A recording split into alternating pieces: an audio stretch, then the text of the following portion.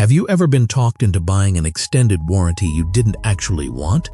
That moment at the register where you hesitate, someone asks one more time, and you end up saying yes just to move on?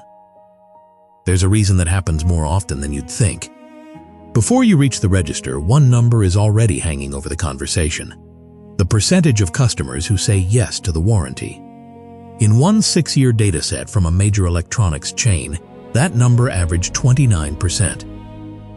You've probably never heard a figure like that, but it's the kind of number that helps explain why that next question gets asked so consistently. You're buying a TV, a laptop, maybe just headphones. Right before you pay, would you like to add an extended warranty to that? Most people treat it as a polite suggestion. Say yes, say no, no big deal. It feels almost automatic, like a habit the employee picked up on the job. But that question doesn't come only from someone trying to help you. It comes from a number you never see, sitting on a screen behind the counter. And that number has more influence over the conversation than you'd expect. Where the number comes from, you've probably heard the basic story. Extended warranties can be hugely profitable, with a large share of what you pay never turning into an actual repair. That part is true, but it's only half the story. The other half is a simple piece of math that most people never see laid out. A group of economists from Wharton and Kellogg dug into 45,000 real transactions from a major U.S. electronics chain covering 6 years. Their question was simple: how often does a TV actually break? Using Consumer Reports data, they found the answer: somewhere between 5 and 8% of the time. Out of every 100 TVs sold, only 5 to 8 will ever need a repair during the warranty period. Now the number that matters: the store's profit margin on a TV warranty runs 62 to 73%. That gap, 5 to 8% failure, 62 to 73% margin, is where the entire warranty business lives. It's not an accident, it's the point. Sell 100 warranties, and only 5 to 8 of those TVs ever break. The store still keeps most of the money from all 100 sales.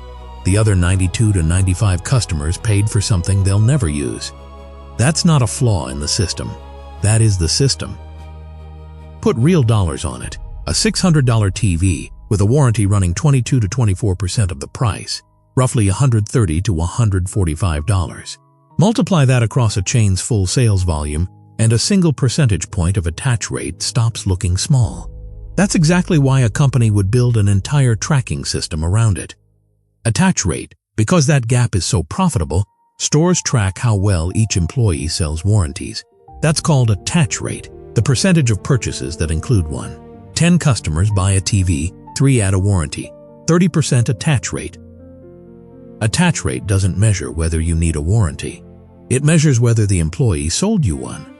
That 29% from the beginning wasn't a quota set by any one company. It's the actual average researchers measured across 6 years of real sales. What happens when this kind of pressure runs for years inside a business? In some stores, this number doesn't stay buried in a report nobody reads. It shows up on a dashboard next to each employee's name. Picture a Monday morning, a manager holding a tablet, last week's numbers listed by name. No documented something close to this directly. Best Buy built a tracking system that measured employees on several metrics, including warranty attach rate, and tied it to bonuses that functioned a lot like commission, even though the company didn't officially call it that. The exact mechanics vary by retailer, but the basic incentive often looks similar. Attach rate gets watched, and it creates pressure on employees, shift after shift. A product meant to protect the customer has quietly become something else, a tool for monitoring and pressuring the person selling it. And walking into the store, you never see any of this. You just hear a question asked in a completely normal, friendly way. The person on the other side of the counter, the usual story about extended warranties, is that the customer gets tricked into buying something they don't need. That's not wrong, but it's missing someone. There's a second person in this, the employee who asked the question. They seem to be in control of the interaction, but in a lot of ways they have less control over it than you do. They didn't create the system or set the rules. They're just getting through a shift where their performance review is tied to convincing you to buy something with a very high margin, something that, statistically, you're unlikely to need. Same 5 to 8% failure rate as before. You won't get a message saying your numbers are low this week. The person across the counter might. So the more interesting question isn't, is an extended warranty worth buying? It's, why did a simple protection plan turn into a performance test for the person selling it? The answer isn't that salespeople are greedy or dishonest. Most are just doing the job the way the system tells them to. The real answer is structural. A system built from the top, where warranty profit becomes pressure on employees, and that pressure lands in your conversation at checkout. What to do with this? The system itself you can't change, but there's one thing you can, right at the counter. You don't need to feel guilty for saying no or scammed for saying yes. Just ask one question first. How often does this specific type of product actually fail? For TVs, it's around 5 to 8%. For other categories, it's worth a quick search before you're standing at the counter, not during. If the failure rate is low and the warranty price is high relative to the product, the math usually isn't in your favor. If you're buying something with moving parts, or something genuinely expensive to repair, the math can look different. The number that should guide you isn't the one on the employee's dashboard. It's the one about how the product actually tends to hold up. Saying no isn't rejecting the person in front of you. It's declining a number that was never really about you.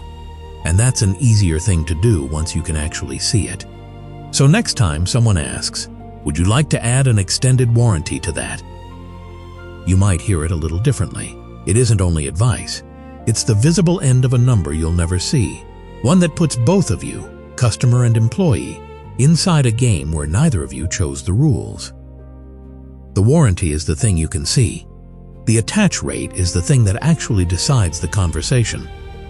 There's more beneath every business than you see. This is the business beneath. Subscribe to uncover what's next.